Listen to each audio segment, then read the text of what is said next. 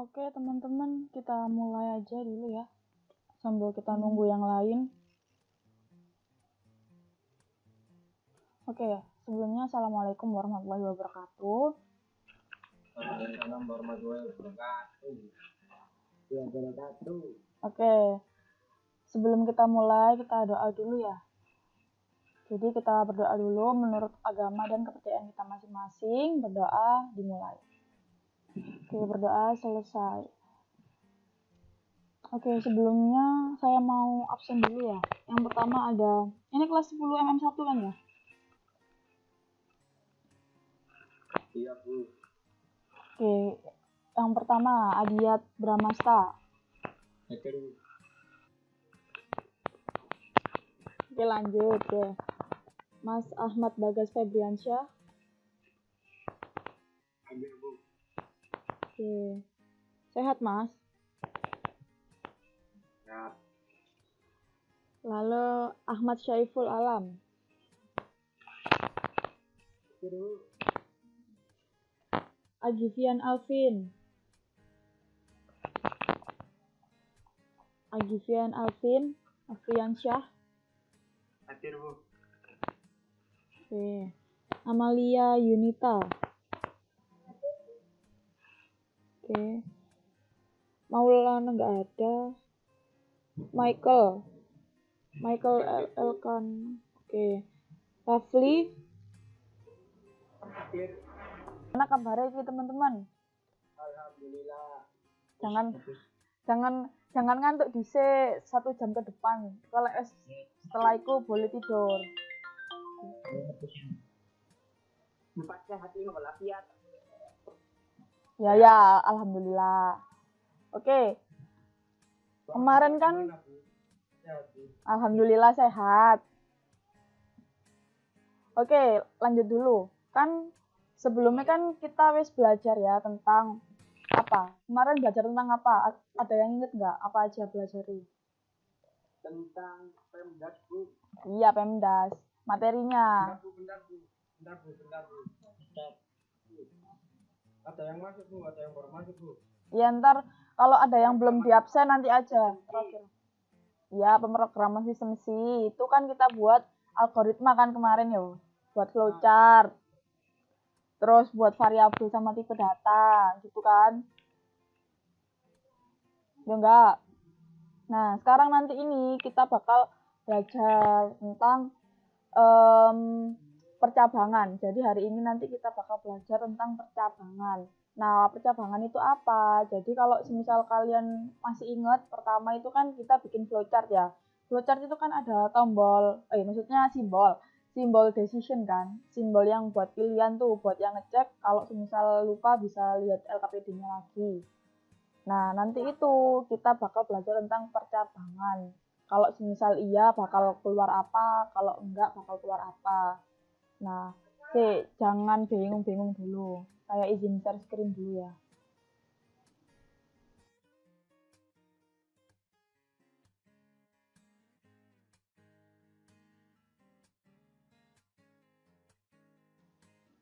Oke, ini suara saya dengar nggak?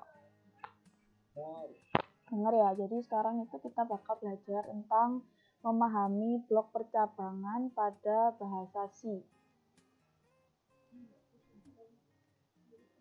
Ya. Nah, di sini blok percabangan itu apa sih? Nah, nanti kita itu bakal belajar tentang yang pertama, struktur dari percabangan itu gimana. Terus cara membuatnya itu gimana, cara membuat di kode blocks atau di decodernya itu gimana, gitu maksudnya. Nah, jadi nanti tujuan pembelajaran kita itu, semisal kita sudah belajar ini ya, nanti kita itu harus sudah bisa memahami alur kontrol dari percabangan itu gimana, terus macam-macamnya dari percabangan itu apa aja, gitu kan. Terus habis itu bisa paham dan bisa buat program tentang percabangan itu sendiri, seperti itu. Yang pertama, konsep dasar dari percabangan. Ini. Ya. Ini adalah pengertian dari percabangan. Jadi kalau misal kita kembali ya, kita ingat-ingat lagi tentang materi flowchart kemarin, ya kan? itu kan pasti ada simbol-simbol ini ya. Kalian kan pasti tidak asing lagi kan dengan simbol-simbol ini. Ini ada simbol decision, ini ada simbol apa namanya, ayo. Ada yang masih ingat? Simbol proses, ya kan? Ini simbol proses, ini simbol decision. Nah, nantinya di simbol decision ini itu kan fungsinya kan ya untuk melakukan proses atau pengecekan. Pengecekan apa? Pengecekan suatu pernyataan. Kalau misal nilainya itu benar, maka nanti keluarnya apa gitu kan. Itu ya. Nah, jadi menurut kalian ada hubungan nggak setelah yang tadi saya jelaskan ini, kira-kira emang ada hubungan nggak antara simbol decision sama konsep percabangan ini? Ada nggak, Mas Adiat? Coba, ada nggak hubungan antara simbol decision dari flowchart ini sama konsep percabangan yang nantinya akan kita pelajari sebentar lagi? Insya Allah. Ada. Jadi nanti simbol percabangannya itu bisa digambarkan dengan simbol decision ini gitu. Karena kalau semisal kan kalau bercabang berarti kan bisa iya bisa enggak gitu loh maksudnya. Nah, biar nggak bingung kita langsung masuk ke macam-macamnya aja. Langsung kita beri contoh nanti. Nah, jadi percabangan sendiri itu ada 4. Ada if else, else if, dan switch. Nah, yang pertama ada percabangan if. Apa itu percabangan if? Nah, di sini bisa kita lihat ya, kalau percabangan if itu adalah percabangan yang hanya memiliki satu blok pilihan, yaitu kondisi benar. Nah, saat kita ingin membuat suatu percabangan if, itu kita pakai seperti ini bentuknya. Jadi kita tulis dulu if, kemudian kita tulis ekspresinya, lalu dilanjut dengan pernyataannya. Oke, jangan dipikir dulu, kita belajar pelan-pelan. Nah, penulisan atau pengujian ekspresi ini itu akan selalu diapit di antara tanda kurung. Ekspresi ini nantinya itu akan menggunakan operator pembanding kayak sama dengan, kurang, atau kurang dari sama dengan gitu untuk menyatakan nilainya itu benar atau salah. Di sini saya punya contoh kasus belanja gitu. Saya punya flowchartnya seperti ini.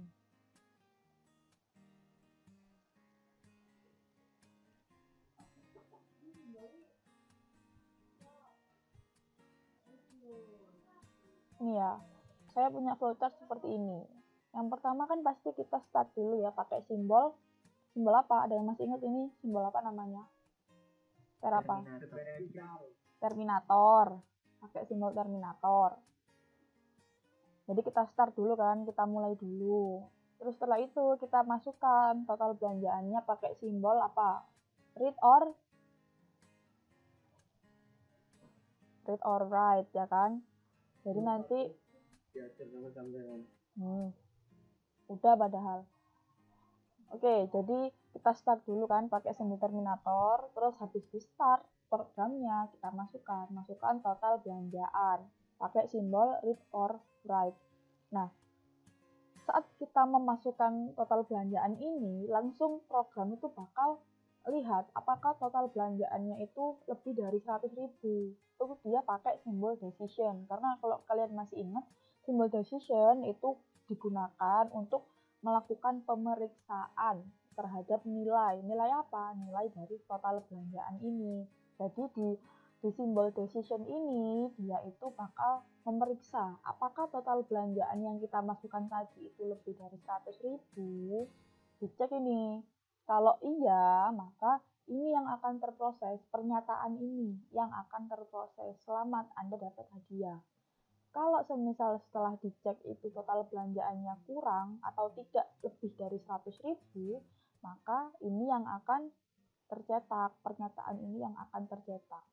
Nah, ini yang dinamakan sebagai percabangan. Kenapa? Ya, kalau misal kita lihat ya di sini.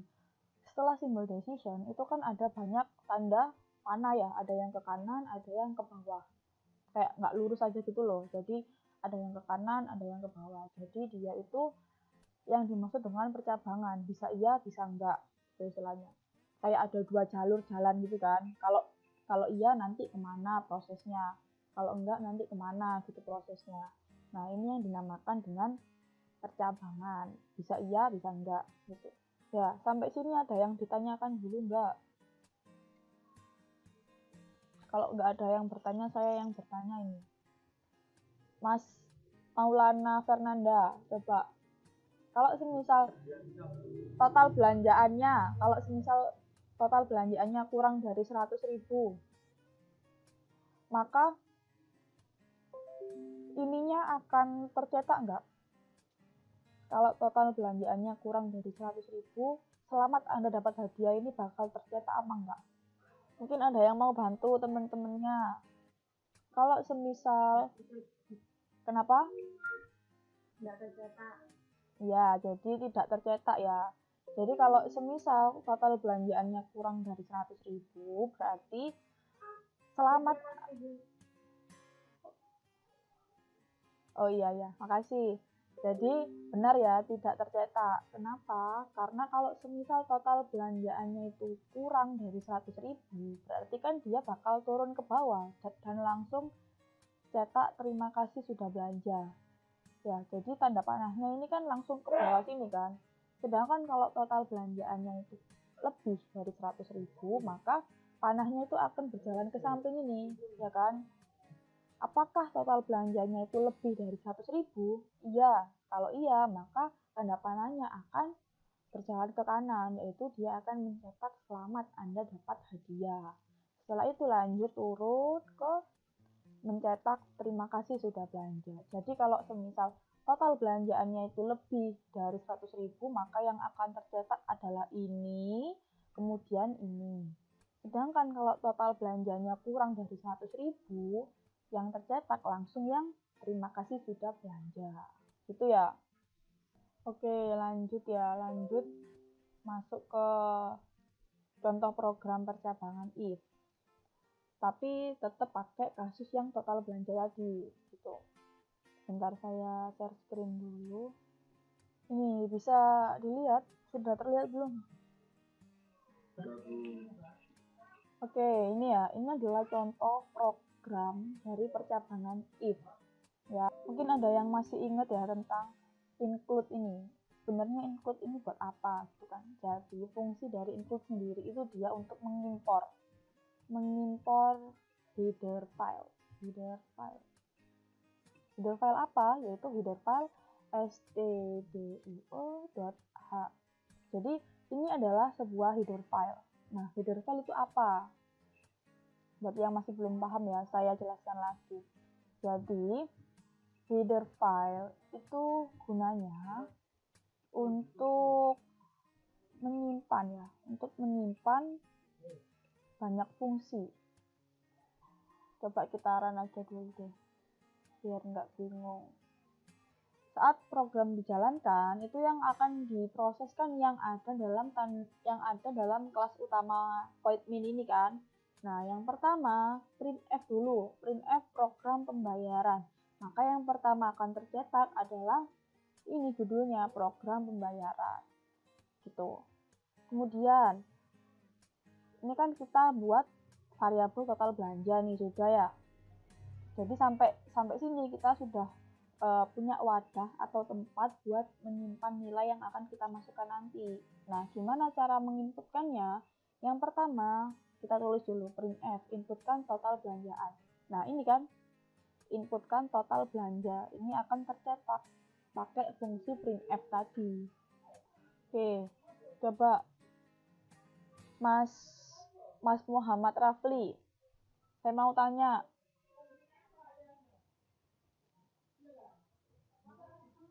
Iya, Bu. kalau semisal di sini saya isikan nilai total belanjaannya itu 25.000, berarti nanti ini akan tercetak nggak?